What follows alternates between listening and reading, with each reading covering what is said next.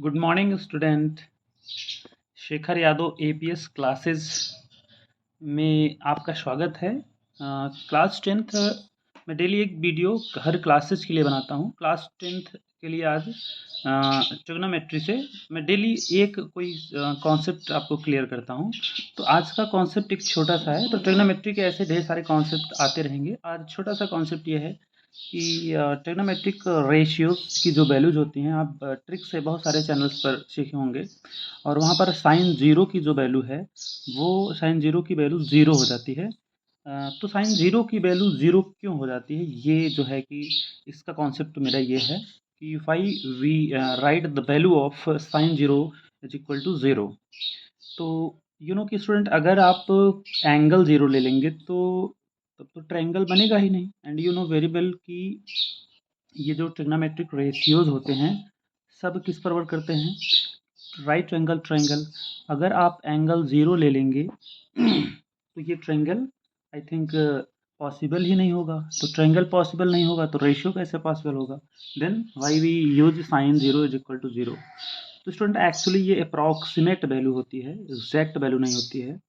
तो इसी कॉन्सेप्ट को क्लियर करने के लिए मैं ये वीडियो जो है आपके लिए बना रहा हूँ। ऐसे डेली किसी ना किसी क्लास का आपका एक कोई सिंगल कॉन्सेप्ट डेली मैं मॉर्निंग में अपलोड करता हूँ in my channel which is Shekhar Yadav APS classes. Like, follow and subscribe ये मैं नहीं बोल रहा, जैसा आपको बेटर लगे उसके अकॉर्डिंग कर लीजिएगा आप। ओके, तो चलिए हम लोग देखते हैं साइन ज़ीरो की वैल्यू ज़ीरो क्यों होती है। ओके, तो स्टूडेंट कि अगर ये मैं एंगल कंसिडर करता हूँ तो ये एंगल अभी आप देखोगे तो it is what something greater than zero, मतलब ज़ीरो से बड़ा ही है बट अगर आपको ये ज़ीरो करना है तो ये जो आपकी एसी लाइन है, इस एसी लाइन को हम क्या करते हैं और शॉर्ट करते हुए बी की तरफ ले आएंगे अगर, तो ये एंगल आपका क्या हो जाएगा? रिड्यूस हो जाएगा। फॉर एग्जांपल जैसे मैं कुछ लाइंस ड्रॉ कर रहा हूँ यहाँ पे, कट करते हुए लाइंस, और ये वन बाय वन इरेज करूँ अगर, जैसे इस ए सी को इरेज करके इस सी को शिफ्ट कर दूँ नेक्स्ट पॉइंट के लिए, दिस पॉइंट, तो कि इस ए को सी से जब ज्वाइन करोगे आप तो ये एंगल रिड्यूस होता हुआ जाएगा आपका। ओके, तो ये रिड्यूस हो रहा है तो सडनली ऐसे कंटिन्यूस आप इसको रिड्यूस करते जाओ, फिर आप सी को एक बार और इरेज करोगे तो ये आपका नेक्स्ट पॉइंट मिलता जाएगा। ऐसे फर्दर ये आप कंटिन्यूस इसको रिमूव करते जाओगे तो फाइनली एक बहुत ही थिन सा ट्रायंगल मिलेगा आपको। Is that clear? Which is also a right angle triangle. Okay student, ये एंगल अब देखो आपका जीरो की तरफ टेंड कर रहा है ना, मतलब जीरो की तरफ बढ़ रहा है, फिर भी ये ट्रायंगल बनेगा ना।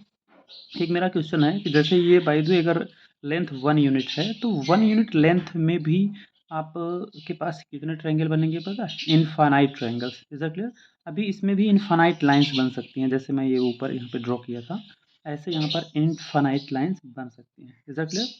तो एक इस मार्कर से ड्रॉ करना तो पॉसिबल है नहीं, बट आप ये सोचो ये बहुत ही थिन हो जाए, बहुत ज़्यादा थिन हो जाए, कि वेरी क्लोज टू ज़ीरो। मैं और इसको अगर क्लोज थोड़ा सा ट्राई करूँ बट मे बी ना बने, तो ये और थिन बना दिया थोड़ा सा। This one is also a right angle triangle, but ये अभी और क्लोज होता हुआ जाएगा।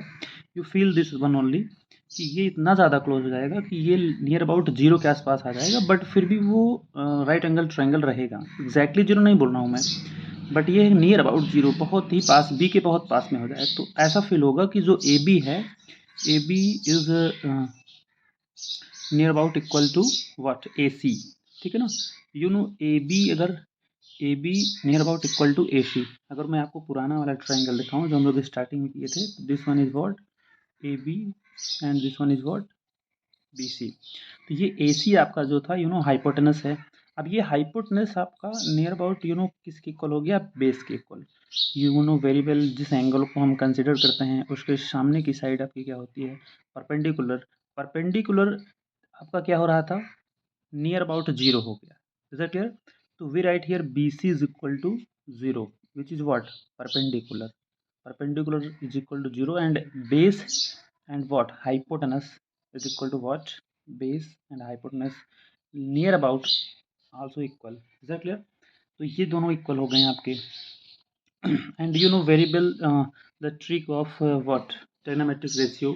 We write the ratio sin theta is equal to what? Perpendicular upon hypotenuse. Is that clear? Where the perpendicular is what? Perpendicular of this figure is what? Near about to 0. You know, BC is what? Perpendicular. तो perpendicular इसमें 0 हो गया ना. एक साथ अगर student carefully समझें तो एक साथ आपकी परपेंडिकुलर भी क्या हो रहा है? 0 हो रहा है. Is that clear? तो चेंजेस क्या हो रहे थे पता है इसमें? जैसे जैसे इस AC लाइन को शॉर्ट कर रहे थे आप, वैसे वैसे चेंजेस ये हो रहे थे. एंगल रिड्यूस हो रहा था और ये परपेंडिकुलर हाइट जो है इसकी वो भी रिड्यूस हो रही थी. इवन आपका कि हाइपोटेनस भी रिड्यूस हो रहा था. एक साथ में तीन चीज़ें रिड्यूस हो रही थी. AC आपका AB बन गया, एंगल थीटा नियर अबाउट 0 हो गया और perpendicular height also near about 0 के इक्वल हो गई. तो परपेंडिकुलर अगर 0 हो गया तो we write here 0 upon hypotenuse. कि कोई भी नंबर अगर हो जाए, हाइपोटेनस कुछ भी हो जाए, कि अगर न्यूमरेटर 0 हो गया तो इसकी वैल्यू हम क्या लिखेंगे? 0 लिखेंगे. Is that clear? इसीलिए साइन 0 जो होता है आपका, sine 0 we write the value of sine 0 is equal to 0. Okay. Even cos 0 को हम क्या लिखते हैं? 1 लिखते हैं. Is that clear? तो इसका प्रूफ यहाँ cos 0 का भी मिल जाएगा. cos 0 is equal to we write 1. Why? Because we know that कि cos 0 is equal to base upon hypotenuse. Is that clear? Base means what? Both are equal. Base and hypotenuse both are equal. Then we know that these two are cancel out and finally the answer will be what? Cos 0 is equal to 1.